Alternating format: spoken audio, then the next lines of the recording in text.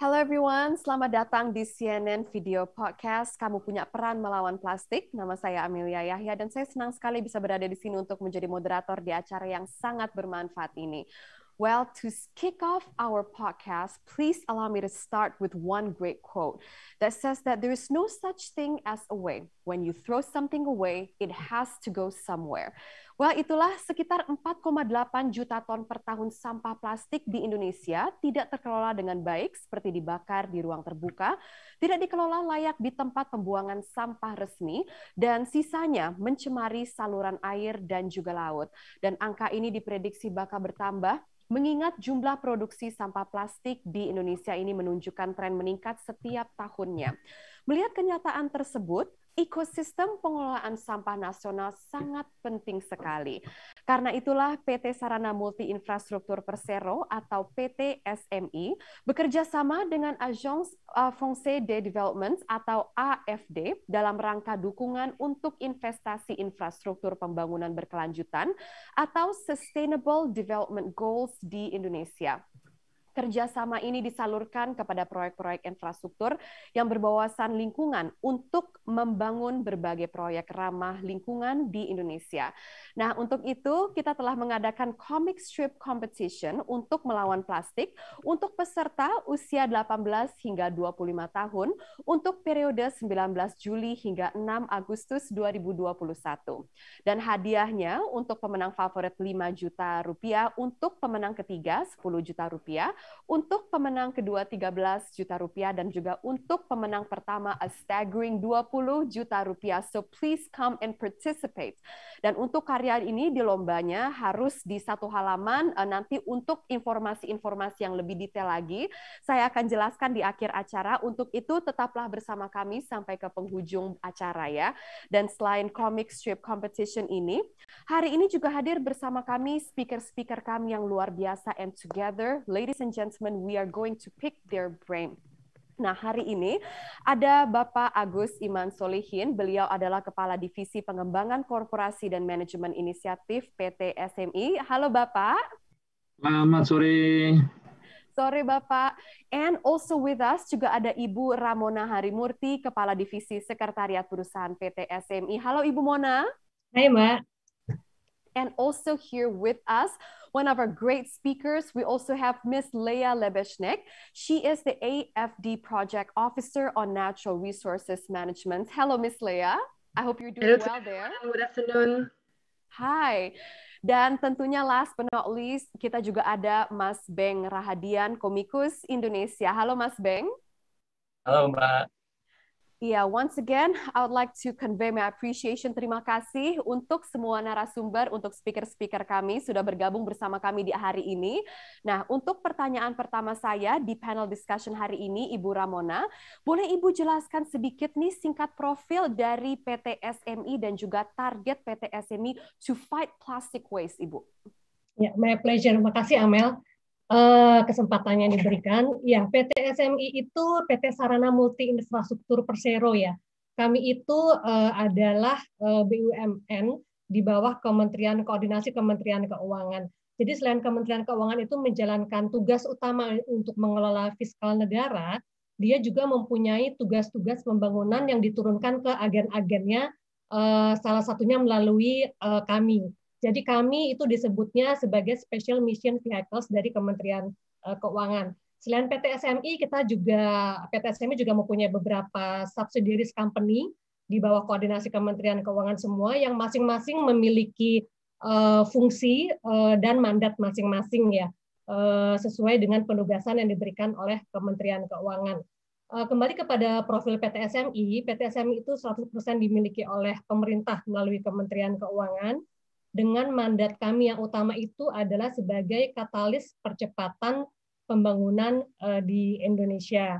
Tapi seperti saya bilang tadi, masing-masing SMI juga mempunyai tupoksinya masing-masing, dan SMI spesifik di lembaga pembiayaan bukan bank untuk proyek-proyek infrastruktur awalnya, namun sekarang sudah mendapat perluasan mandat untuk proyek-proyek lainnya di luar infrastruktur sesuai penugasan dari pemegang saham. Demikian, Lea. Baik, terima kasih Ibu Mona and Miss Leah. Considering that Indonesia is the world's largest island nation. We are also one of the world's biggest producers of plastic waste, but we're also Southeast Asia's largest economy, and I cannot imagine the scope of this commitments to fight plastic waste in Indonesia indeed is very broad. So I'm calling on young Indonesians to commit as well as convey this central message for Indonesians' preservations. Could you please tell us a brief introduction first about AFD, as well as its commitments and role on sustainable development goals here in Indonesia? Ms. Leah. Yes, sure. Thank you, Amel. So yes, AFD, it's the French Development Agency. So it's a French public financial institutions which works for the development of a lot of partner countries like Indonesia on different sectors. So I can name energy, for example, finance. I can also name natural resources, urban development, transport, water and waste management. AFD mandate is also for the green and inclusive growth, but we also work on the fight against climate change. And AFD works, it's also aligned with the Paris Agreement and the Sustainable Development Goals. So that's the first introduction for AFD. Thank you very much, Ms. Leah. Nah, Pak Agus, sebagai Kepala Divisi Pengembangan Korporasi dan juga Manajemen Inisiatif, tadi Ms. Leah juga sudah menekankan the importance to fight climate change nih, Bapak. Apa sih, Pak, peran PT SMI dalam SDG dan juga lingkup kerjasamanya dengan AFD, Pak? Well, PT SMI sebagai BUMN yang bertugas untuk membiayai infrastruktur di Indonesia telah melakukan pembiayaan kepada proyek-proyek infrastruktur khususnya sektor Sustainable Development Goals seperti energi terbarukan, transportasi massal, rumah sakit, dan lain-lain. AFD merupakan salah satu partner PT SMI untuk membiayai proyek-proyek infrastruktur. AFD dalam hal ini memberikan dana, kemudian PT SMI menyalurkan kepada proyek-proyek infrastruktur yang berhubungan dengan SDGs dan climate change. Selain itu, terdapat dana hibah yang diberikan oleh AFD yang bersumber dari Uni Eropa yang didedikasikan untuk mendorong lebih banyak proyek-proyek infrastruktur di Indonesia, khususnya yang berhubungan dengan SDG dan climate change. Baik, terima kasih Pak Agus. Lalu upaya atau action apa saja nih Pak dari kerjasama ini yang sudah diambil atau akan diambil oleh PT SMI selama ini untuk memerangi perubahan iklim, khususnya terkait the fight to eradicate or to lessen plastic waste ini Pak? Secara bisnis kami terus menjejaki peluang-peluang bisnis untuk dapat membiayai proyek infrastruktur yang berhubungan dengan pengolahan sampah, khususnya plastik.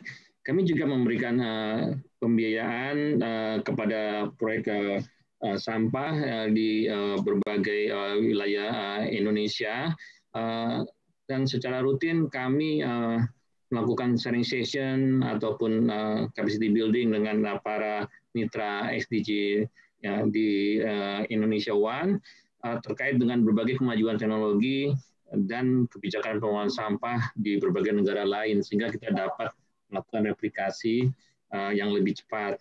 Kemudian di lingkungan PT SMI sendiri, sejak sebelum pandemi, kami juga telah memiliki program yaitu Kantor Gue Bebas Sampah, yang merupakan salah satu bentuk konkret dan inisiatif kami, sehingga kantor kami dapat bersih dari sampah dan sampah dapat dikelola dengan baik.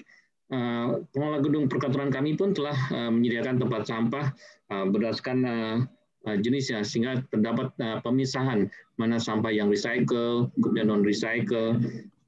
Kemudian juga kita melakukan edukasi dan kampanye 3R, yaitu untuk reduce, reuse, dan recycle melalui berbagai kegiatan campaign di kantor kami. Demikian. Baik, terima kasih Pak Agus. Nah, untuk menyambung pernyataan dari Pak Agus di kalangan karyawan SMI ini sendiri nih Bu Mona, tentu action plan dan juga sosialisasi ini kan penting sekali Ibu ya, to fight climate change. Lalu apakah ada movement-movement lain yang sudah dilakukan perusahaan untuk mengkampanyekan pengurangan penggunaan sampah plastik, Bu Mona? Iya, di PT SMI kita juga mempunyai unit CSR ya, Corporate Social Responsibility, itu di mana kami berdasarkan tidak hanya berdasarkan peraturan perundang-undangan, kami pun punya kesadaran ya, manajemen punya kesadaran yang tinggi untuk saling berbagi tanggung jawab sosial dengan masyarakat atau lingkungan sosial. Nah, salah satu dari sektor yang dipartisipasikan di dalam CSR PT SMI setiap tahun sejak PT SMI berdiri, itu salah satunya adalah untuk lingkungan atau pelestarian lingkungan. Jadi setiap tahun kami selalu ada sekian persentase karena ada beberapa sektor dari CSR kami ya Mbak Amel. Jadi kami ada melakukan alokasi, tapi setiap tahun selalu ada kegiatan yang dikaitkan atau untuk mengkampanyekan pelestarian lingkungan melalui program-program CSR PT SMI. Program CSR PT SMI itu juga sudah dari Indonesia Barat, Tengah, Timur ya sudah tersebar di mana-mana, dan kami berusaha setiap tahun membuat adil lah ya dari setiap wilayah di Indonesia untuk mendapat atau menerima partisipasi bantuan kami dalam bentuk CSR khususnya untuk bidang pelestarian lingkungan hidup. Kembali sedikit ya Mbak Amel, maaf tadi mungkin ada pertanyaan pertama di Mbak Amel yang saya kurang lengkap jawabnya. Memberikan informasi bahwa PT SMI mempunyai atensi yang sangat tinggi Mbak Amel ke isu lingkungan.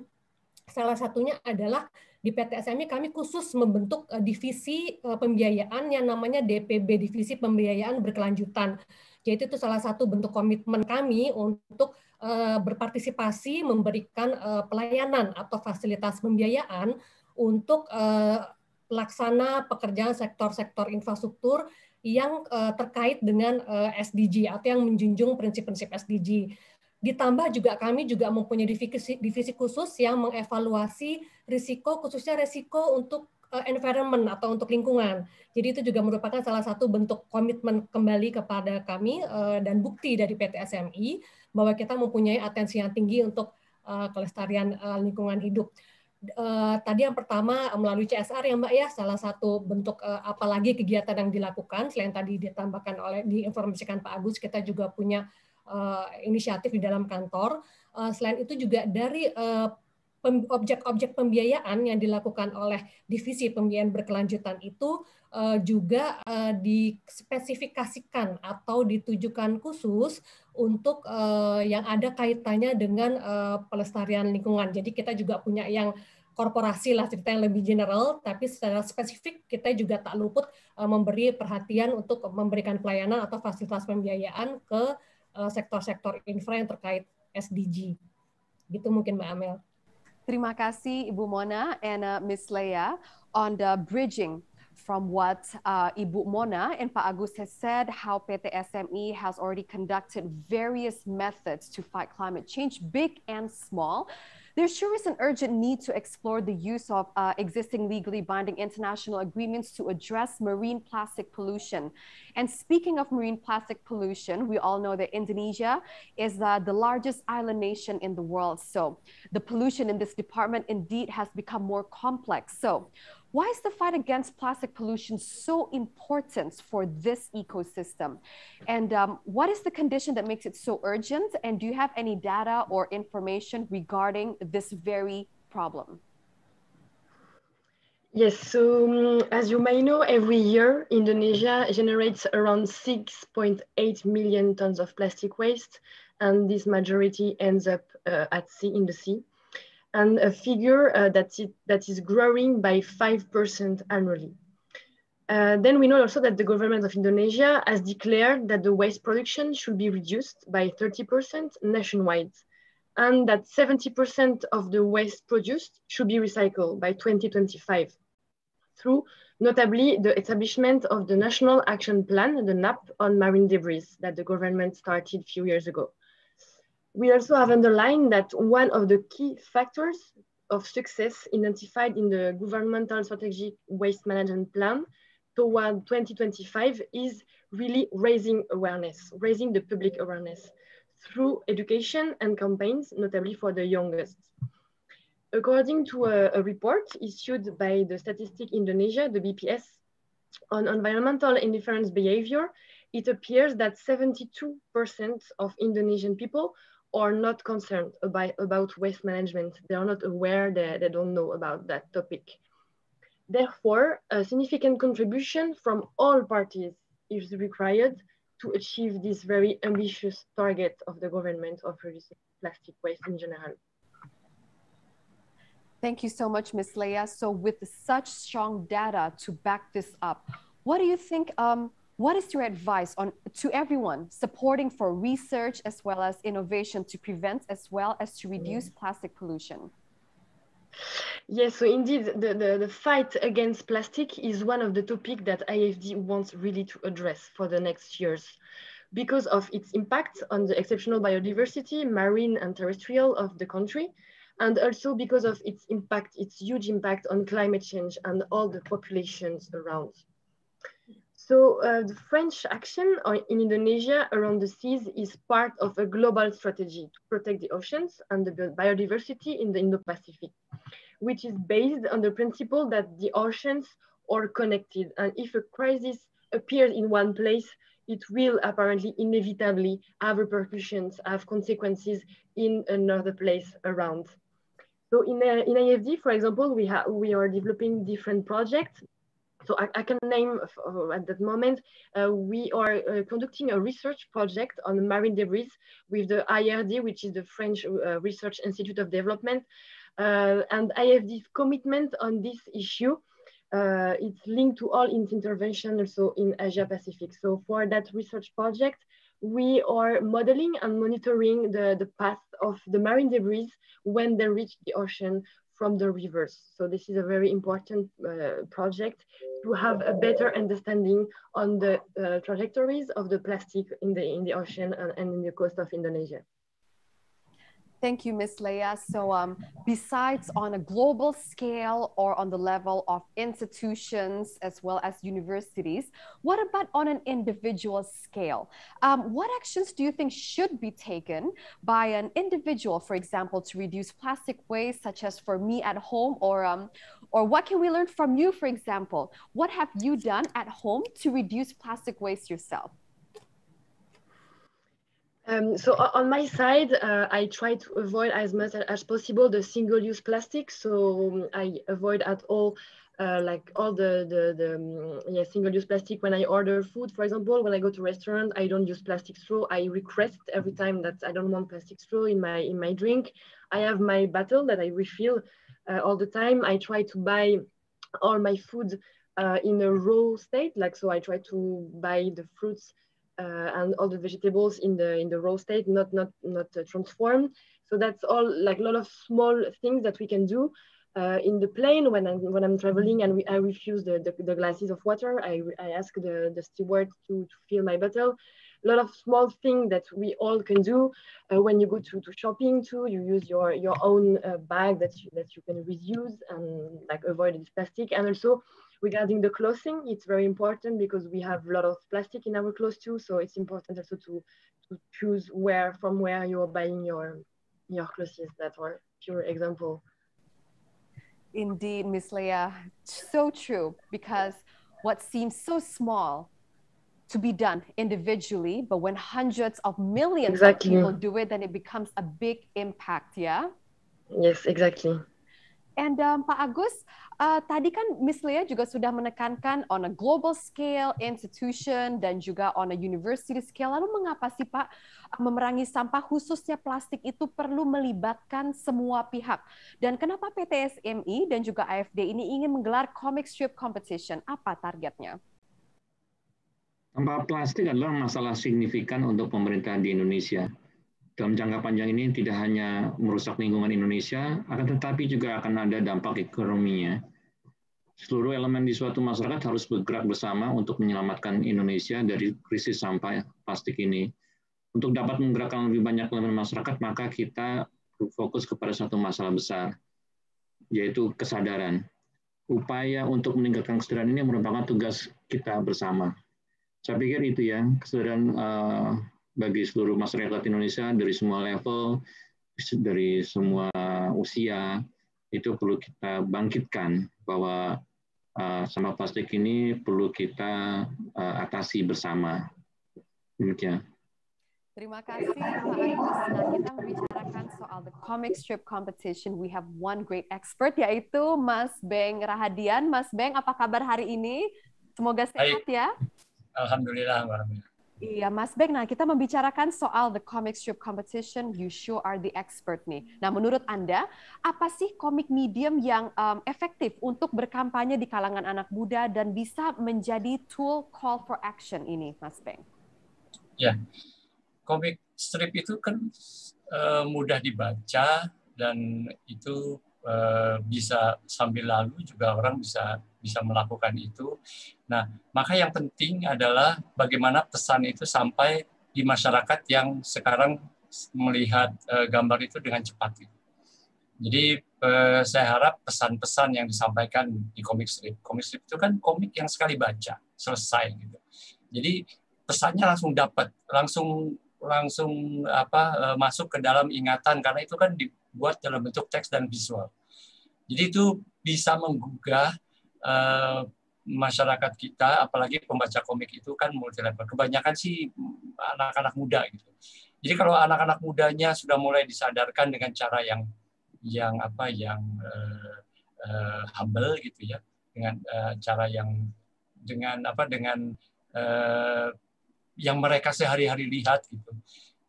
Saya mengharapkan komik strip bisa berbicara banyak dan bisa berpartisipasi dalam upaya melawan plastik, sampah plastik terutama.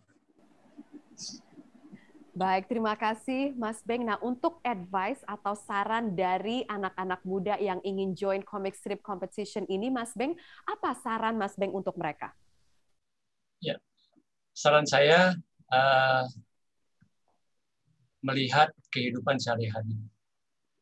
Apa yang sudah kamu lakukan. Tadi Miss Lea sudah menceritakan dengan detail yang kamu lakukan. Sehari ini berapa plastik yang sudah kamu sentuh, berapa plastik yang sudah kamu pegang dan kamu buang. Dari situ saja itu bisa jadi cerita yang menarik. Sehingga kesadaran itu tumbuh dari dalam diri, dari lingkungan yang paling dekat gitu, paling dekat kita karena produsen sampahnya kita sendiri. Nah, dari situ bisa membuat cerita yang menarik. Nah, baru tuh kita akan bicara tentang bagaimana menceritakannya dengan singkat, padat, tapi juga kena gitu. Dengan cara yang sehari-hari kita lihat lah dalam budaya visual kita.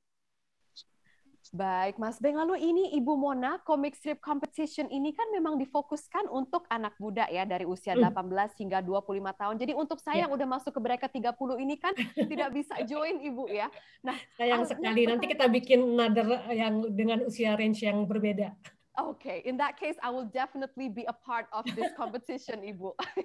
Lalu pertanyaan saya nih untuk yang sesi kali ini dari 18 sampai 25 tahun, kenapa memilih anak muda sebagai target audience lomba ini, Ibu? Iya, anak muda itu di usia tadi range 18-23 tahun itu ya, itu tuh mereka bisa punya dua fungsi terkait hal ini, either jadi korban atau jadi aktor penting. Korban tuh maksudnya korban warisan orang tua ya atau generasi sebelumnya yang mungkin kurang care dengan lingkungan gitu atau dengan sampah gitu. Namun yang kita lihat, kita lebih melihatnya lebih positif, anak muda ini sekarang fungsinya sebagai aktor penting gitu.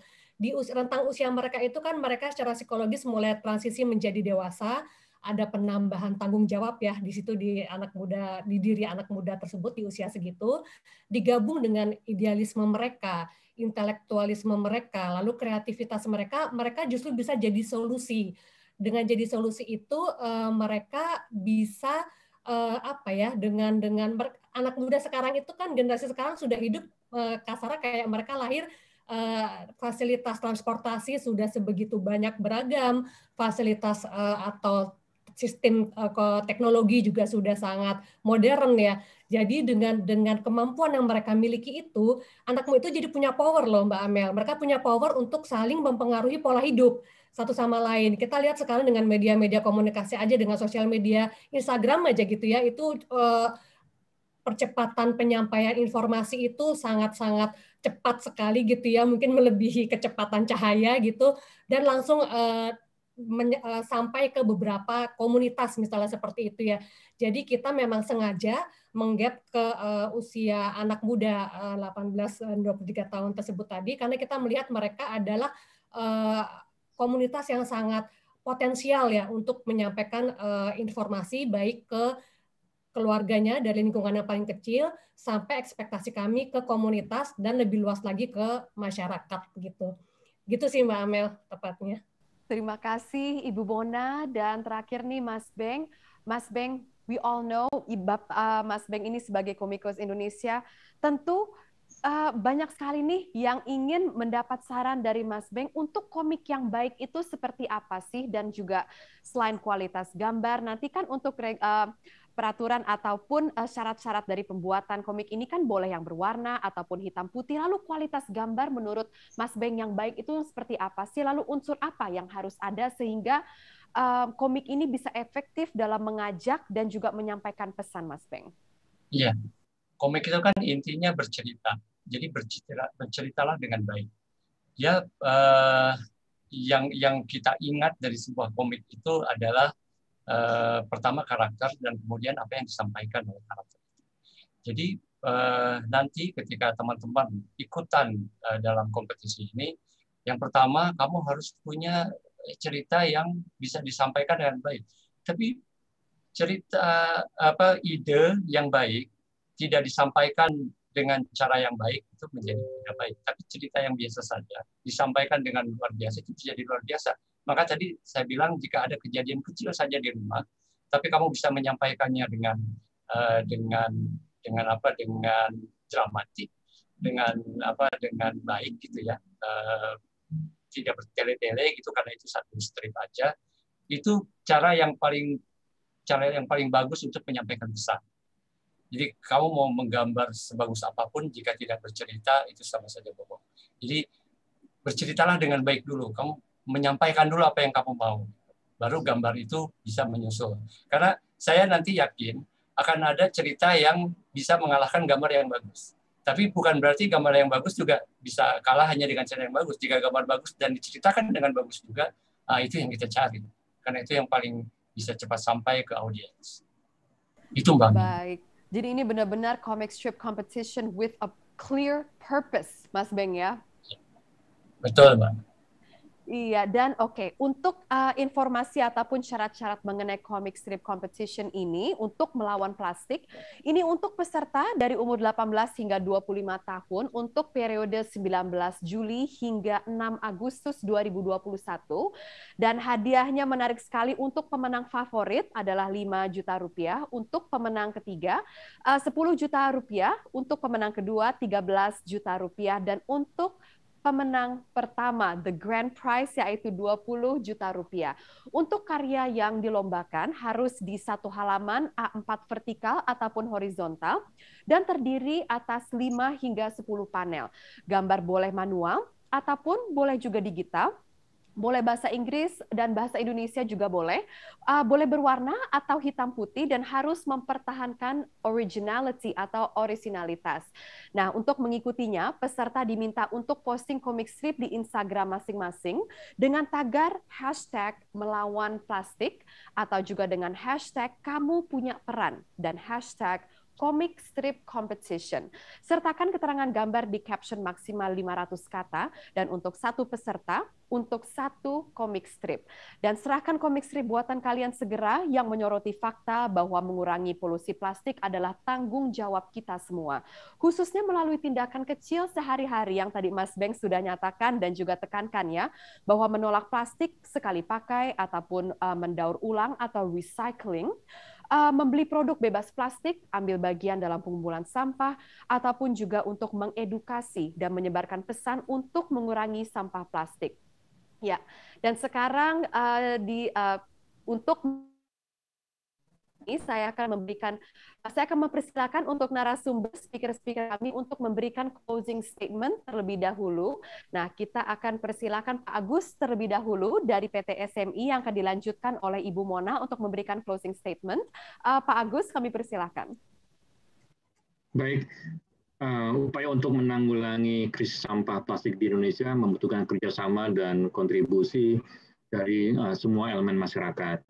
Ini tidak akan terjadi dalam waktu overnight, tetapi langkah kecil apapun yang diambil untuk berusaha mengurangi penggunaan plastik adalah sebuah langkah yang perlu kita apresiasi bersama.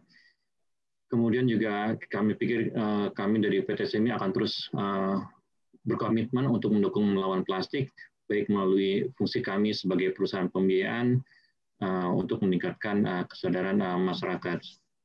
Demikian saya pikir. Terima kasih Pak Agus. Nah, dari PT SMI juga Ibu Mona, what is your anchor message of this podcast, Ibu? Oke, makasih Mbak Amel. Di PT SMI beruntungnya adalah selalu ada harmonisasi ya Mbak Amel antara kegiatan bisnis dengan supporting bisnisnya, di mana kami seperti Pak Agus tadi sampaikan memang sudah dibentuk budaya dan komitmen di PT SMI untuk kita terus menaruh atensi yang tinggi untuk isu-isu climate change ini, termasuk sampah ya, termasuk peduli sampah. Jadi selain benar kata Pak Agus, salah satu yang dilakukan oleh kami adalah dengan dari lingkup terkecil kami, dari kegiatan kami sehari-hari di kantor, sampai dengan bagaimana kami melalui tupoksi yang kami miliki, PT SMI itu akan terus ya mendukung kampanye-kampanye atau gerakan-gerakan atau mengemphasize keterlibatan kami untuk mengatasi isu-isu perubahan iklim melalui berbagai tupoksi yang ada di divisi-divisi PT SMI. Ini suatu komitmen kami yang akan kami pegang untuk waktu yang lama demi perubahan yang masif. Itu Mbak Amel. What a strong message, Ibu. Terima kasih. And Ms. Leah, what message would you like to convey on behalf of AFD as a closing statement of today's podcast? Thanks a lot for having me. We really hope that the competition will help accelerate our efforts in reducing plastic waste, and also as well as inspire the young audience to create change for the betterment of our world in common. And above all, don't forget that all together, our collective actions will certainly accelerate the change. So all the best and very good luck to all the future contestants, and especially have fun. Thank you so much, Ms. Leah. And last but not least, Mas Beng, untuk closing statement-nya. Ya, bagi teman-teman yang mau ikutan di lomba komik ini, pertama, sebelum kita menyadarkan orang lain, mari kita sadarkan diri kita sendiri. Jadi komikmu keluar dari hati bahwa kamu punya kesempatan besar untuk ikut menyelamatkan dunia sehingga menjadi lebih sehat. Saya kira kita perlu malu bagaimana Indonesia berkontribusi besar pada persoalan ini. Jadi jangan lagi menjadi bagian dari masalah, mari menjadi bagian dari solusi masalah itu. Kalau kamu bisa bikin komik, bikinlah komik tentang itu. Itu, Mbak. Terima kasih.